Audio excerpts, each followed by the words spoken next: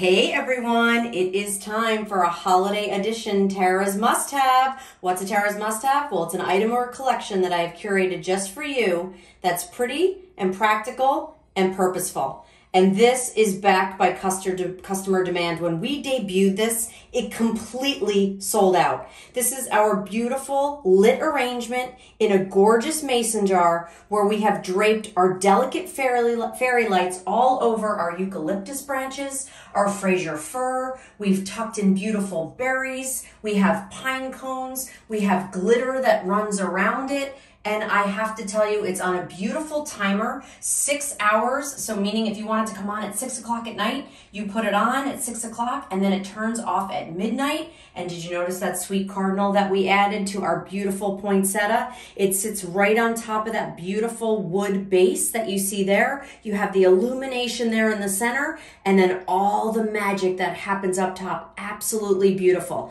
Want to see the other two patterns we have? Come on, let's go check it out.